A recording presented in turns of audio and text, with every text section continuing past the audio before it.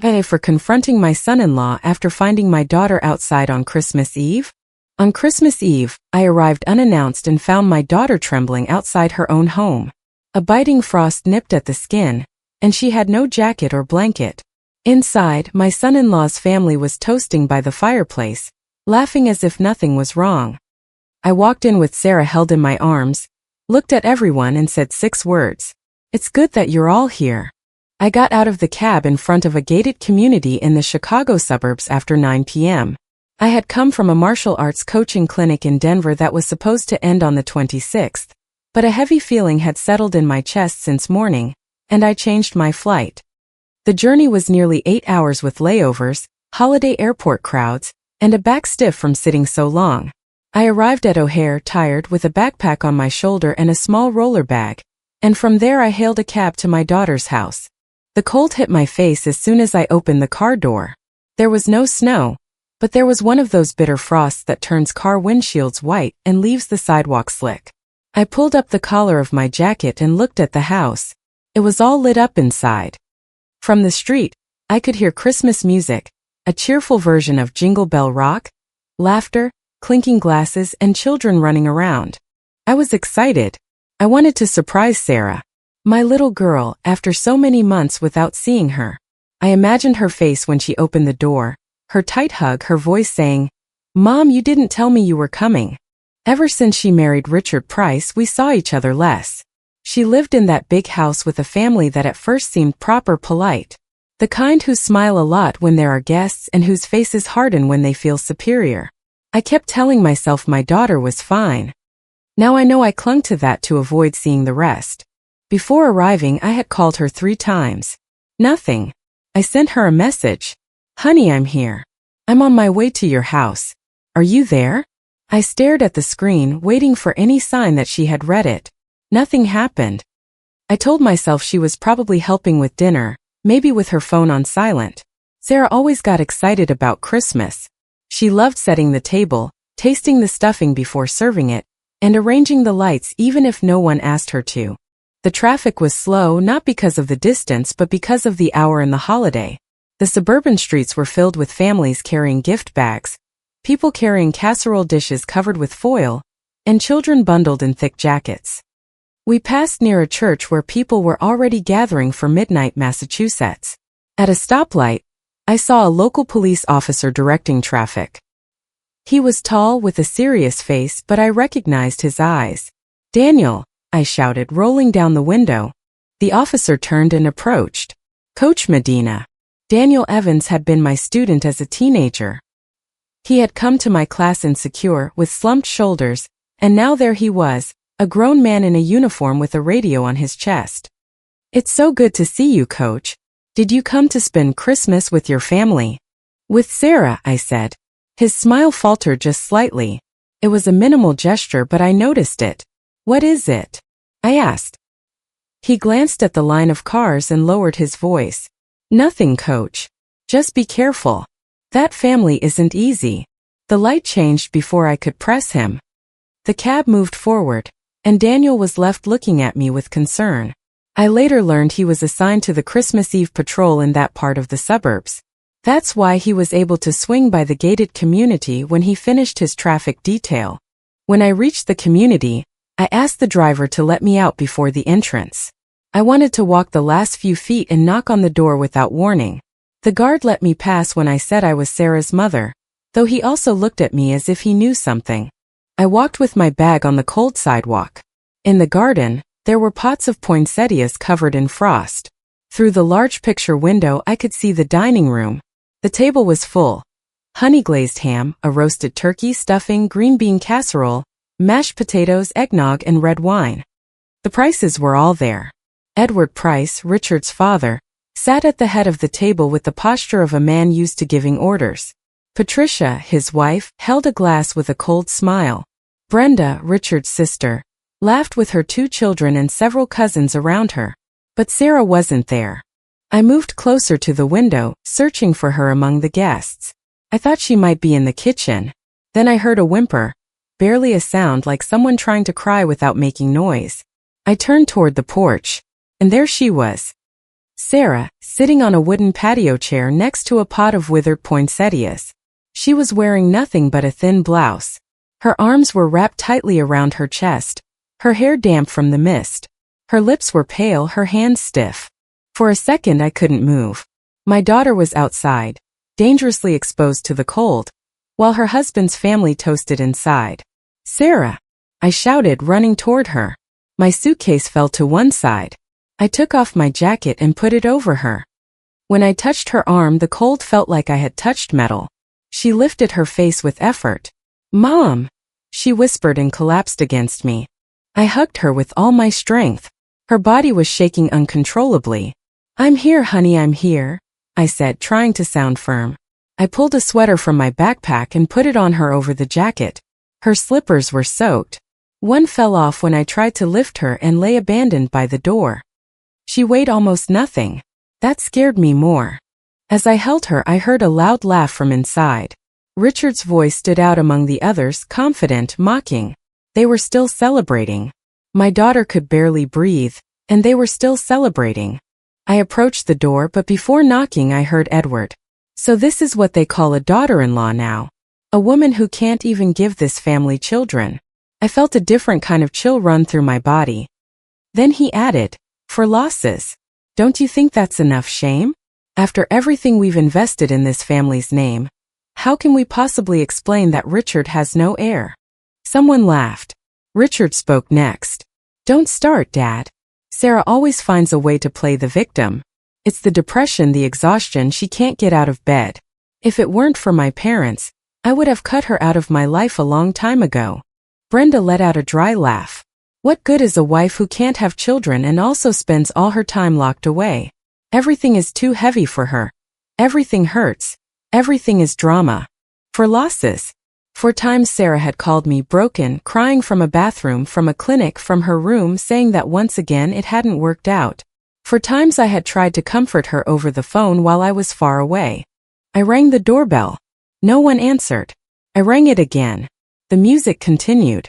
Then I pounded with my fist. The door opened, and Patricia appeared with a glass of wine. She smelled of alcohol and expensive perfume. Her smile was fake. "Helen, what a surprise," she said. "You should have let us know. We would have received you properly." I looked her straight in the eye. "If I had let you know, I wouldn't have seen this."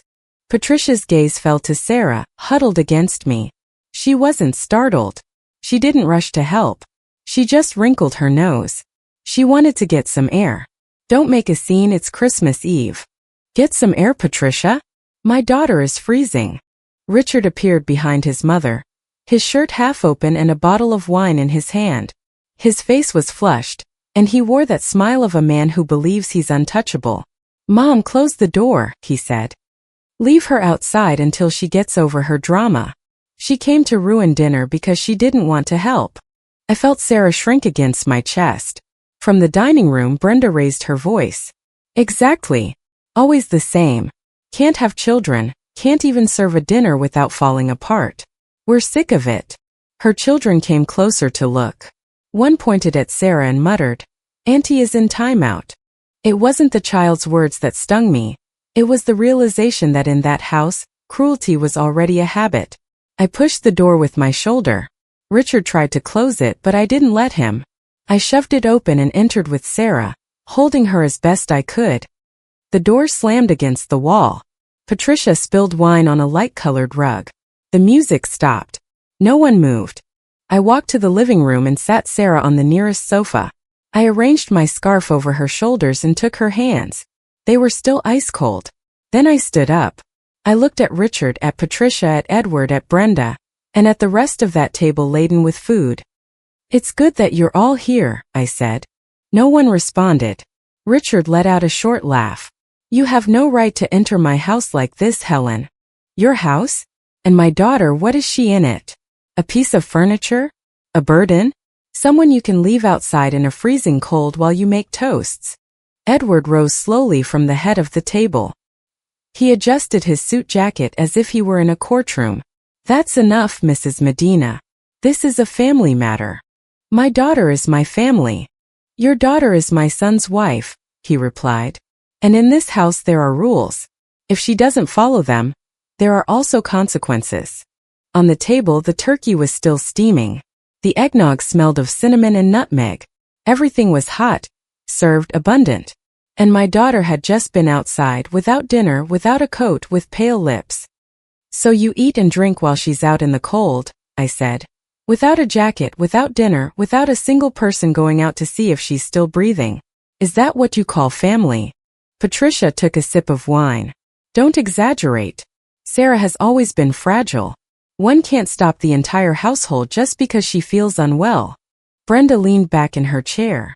"Ever since she lost the last pregnancy, she's become impossible. She doesn't cook well, she doesn't attend to Richard, she doesn't socialize. It's all just crying." Sarah opened her eyes and spoke faintly. "I'm tired." Richard turned to her. "Just shut up, Sarah. You've embarrassed us enough." I stepped in front of my daughter. "Don't you ever speak to her like that again." Richard took a step toward me. "Or what, are you going to hit me, coach? This isn't your gym." Behind the glass of the entrance I saw a shadow. It was Daniel on the porch, his hand near his radio. I hadn't asked him for anything. It was enough that he saw what was happening. Richard lowered his voice. "I'm warning you, Helen. Stay out of it. This is my house and Sarah's my wife. If she wants to stay here, she'll learn. If not, she can go with you and stop being a nuisance." I looked at him without blinking. "Don't tell me this is a private matter. What you did is called abuse. And leaving her outside in this condition has a name, too." Patricia let out a laugh. "Abuse? We're just teaching her her place. We've put up with enough." Richard moved closer. He smelled of wine. "Your daughter invents illnesses. She invents pains. Nobody touched her. We're just tired of carrying a woman who is good for nothing." Sarah put a hand to her chest. Richard didn't stop. "And tell me something, Helen. Nobody loses for pregnancies just like that. Sometimes I think she did it on purpose to avoid responsibilities." That's when I saw red. It wasn't just anger. After hearing that, I could no longer call it anger. It was cruelty. I took out my cell phone. "I'm calling 911, and then we're going to the courthouse tomorrow morning." Richard froze. "You wouldn't dare." "I already have." Edward approached slowly. "You don't know who you're messing with. I practiced law for years. I know judges, prosecutors, and attorneys. Don't make a mistake. A phone call isn't going to scare us." "Well, you should be scared," I told him. "This time you won't hide what you've done." Brenda crossed her arms. "Do what you want. Who are they going to believe? A hysterical woman who came in shouting, or a respected family?"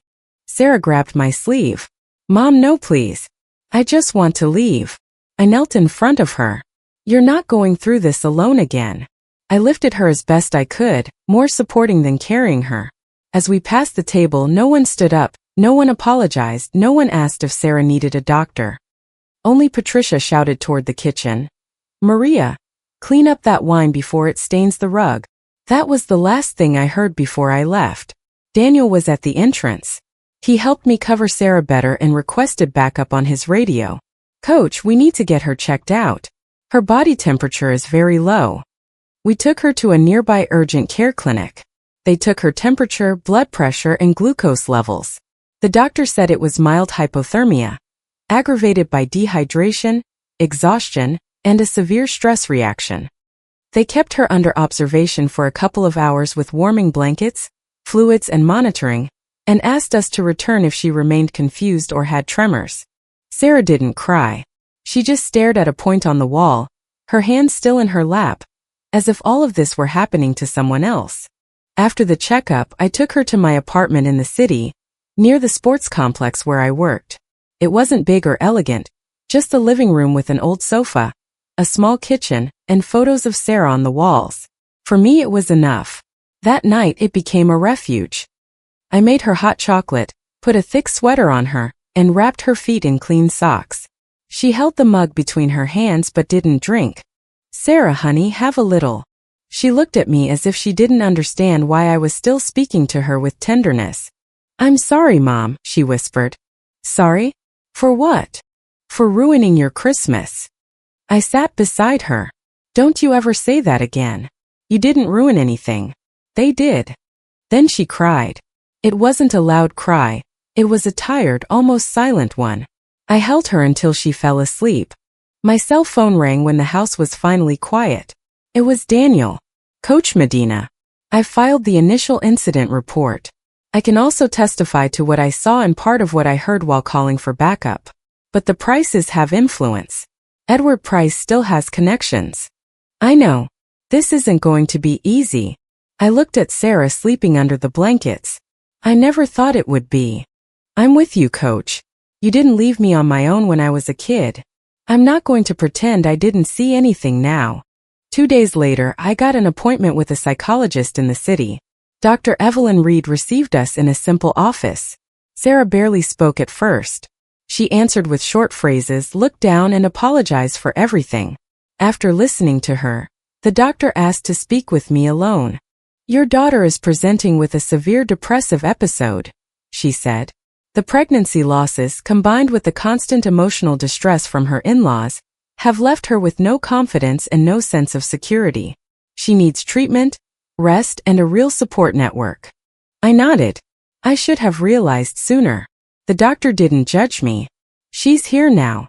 That's what matters. That afternoon, Daniel stopped by the apartment out of uniform. He brought fruit, pastries, and an old cookbook. I remembered you liked to bake, he said to Sarah. When you feel up to it, you can start with something simple. Cookies, a quick bread, whatever. No pressure. Sarah looked at the bag. Thanks, but I don't think I can do anything right. No one knew what to say. Daniel didn't correct her or tell her to be strong. He just left the bag on the table. That's okay. Then not today. That night after Sarah fell asleep, I sat down with receipts, screenshots of Venmo transfers, and saved messages. 4 years, I had sent her money for doctor's appointments, medicine, and household things. They were small amounts, a few $100s here and there, and one transfer of $700 when she lost the third pregnancy and needed tests. In the transaction descriptions, I had written simple things, doctor's visit, medicine for you. Now I understood that much of that money had never reached its destination. Richard controlled the expenses. He decided what was bought and made Sarah feel guilty for asking for anything. Around midnight, I heard a noise at the door. An envelope had been slipped underneath. Richard knew my address because Sarah had visited me many times. The note said, "Don't mess with the Price family if you don't want to end up as broken as your daughter. You still have time to keep quiet." I didn't feel fear. I felt more rage. I saved the note in a plastic bag. Now everything was evidence. Sarah appeared in the hallway wrapped in a blanket. "Mom, what's that?" "Nothing important." "Are they going to do something to you?" I went to her. "I'm not afraid of them." "I am," she said. "I'm very afraid of them." I hugged her. "It's okay to be afraid. I'm going to be here. I'm not letting you go." The following months were a blur of phone calls, paperwork, and exhaustion. We filed a petition in family court for the divorce, a protective order, and division of assets. We spoke with a lawyer I knew, Arthur Jensen, who had once helped the sports association where I worked. He reviewed the papers with a serious face. "Helen, there are grounds to fight for the divorce based on extreme cruelty and psychological distress. But if Edward Price pulls strings, it could get complicated. We need medical reports, testimonies, bank records, messages, everything." Sarah sat beside me, her hands clasped. "I don't want to see them." The lawyer softened his voice. "We will try to protect you as much as possible, but there will be hearings, and they will want to make you look unstable." Sarah closed her eyes. I took her hand. "They've made you feel guilty for too long. Now let them talk in front of a judge." January and February passed in a haze of therapy, official documents, copies, unanswered calls, and meetings with our lawyer. Sometimes Sarah wanted to give up. Sometimes she stayed in bed all day. I would make broth, leave her tea, and open the curtains even when she asked for darkness. I never told her to be strong. That would have been unfair. I just made sure she ate something, went to therapy, and knew she wasn't alone. Daniel stayed close but carefully. He never came in without notice. Sometimes he would leave pastries. Sometimes he would walk with Sarah around the park near the sports complex while I coached. The students greeted her with respect, and no one asked her anything. That helped. In March, the hearings began at the county courthouse. The first morning, Sarah and I arrived early. She wore a gray sweater, her hair pulled back. The dark circles under her eyes spoke for her. I walked by her side as if entering a competition. "I'm here," I told her. The Prices were already inside. Richard wore a dark suit and the expression of an offended man. Patricia was impeccable, in an elegant coat and red lipstick. Brenda was checking her phone. Edward sat behind them, greeting people in the hallway with small nods. The hearing began, cold and technical. Irreconcilable differences, petition for dissolution of marriage, provisional orders. They put legal names to what my daughter had lived through.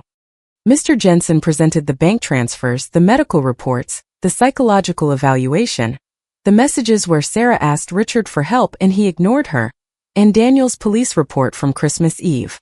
"We are not talking about a simple marital argument," our lawyer said. "We are talking about a pattern of emotional abuse and neglect." On the night of December 24th, Sarah was found outside her home in inadequate clothing during a frost while her family was having dinner inside. On the other side, the Price's lawyer stood up.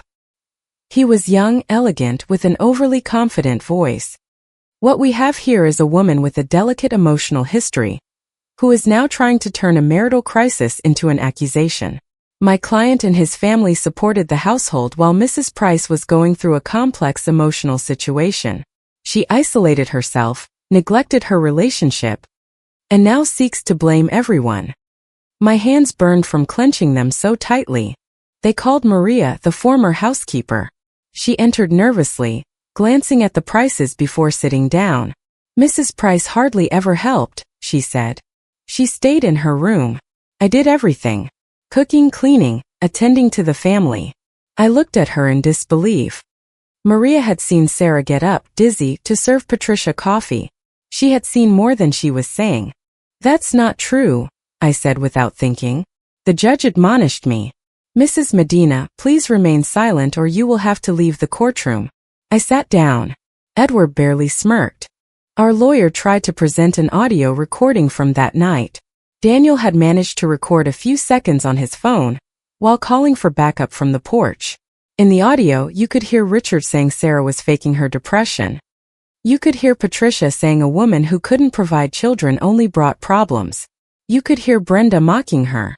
For a few seconds, the courtroom was silent. The Price's lawyer shot to his feet. "Objection. That audio cannot be admitted as evidence. It was obtained without consent, which is illegal in this state, and has not been authenticated. Furthermore, it invades a private conversation within a home." There was an argument. Our lawyer fought for it to be considered. The judge ruled it inadmissible. The one thing that could have helped us most was reduced to nothing. Sarah covered her face. Daniel was at the back in uniform, his jaw tight. He couldn't intervene.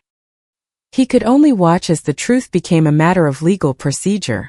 The hearings continued. The Prices attacked Sarah's emotional stability, her ability to sustain a relationship, and her supposed lack of contribution at home. They used everything against her. Her losses, her exhaustion, even the times she couldn't speak. And still Sarah kept showing up. She would tremble, but she would go. Sometimes she would get sick before entering, but she would enter. On the day of the verdict, the Chicago sky was gray. We arrived at the courthouse without saying much. I carried the papers in a blue folder, though there was nothing left to submit. Sarah walked slowly. The Prices entered after us. Richard adjusted his tie when he saw me. Patricia whispered something to Brenda, and they both smiled. Edward greeted two people with a confidence that made my stomach turn. That day, the divorce was granted. For a moment, I felt relief. Sarah closed her eyes and cried silently.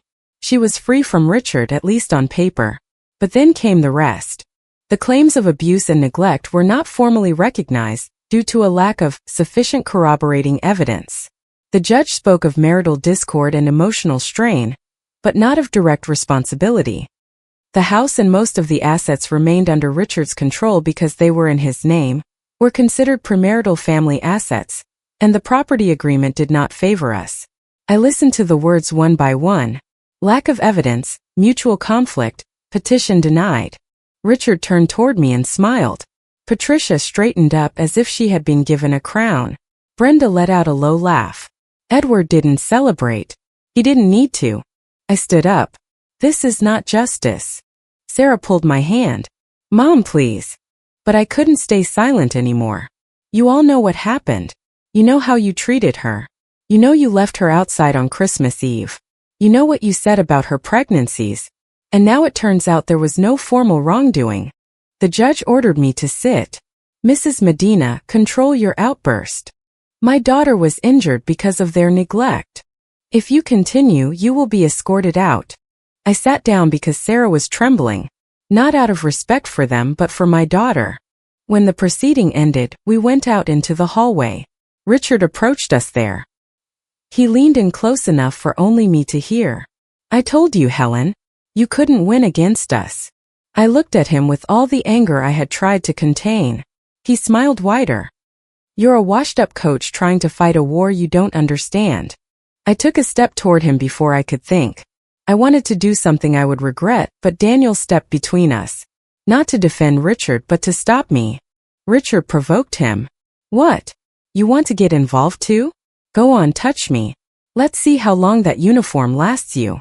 People started to watch. Some took out their phones. A local news blogger who had been following the case from outside the courthouse raised her camera when she saw the commotion in the hallway. Daniel's fists were clenched, and he was breathing heavily.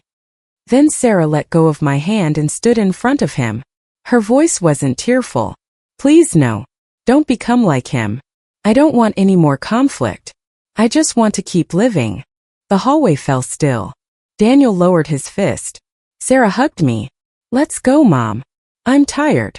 I held her. Yes, honey. Let's go. We walked out of the courthouse without looking back. Outside, the cold Chicago air hit our faces. That day we lost on paper. But Sarah walked out with me. The following days were strange. First came the silence, then the news. The blogger published a story with a photo of the moment Sarah had stopped Daniel. She didn't have the whole case file and couldn't tell the full story, but the image of my daughter asking that no one resort to confrontation on her behalf made people ask questions. Some neighbors spoke up. Someone mentioned Christmas Eve.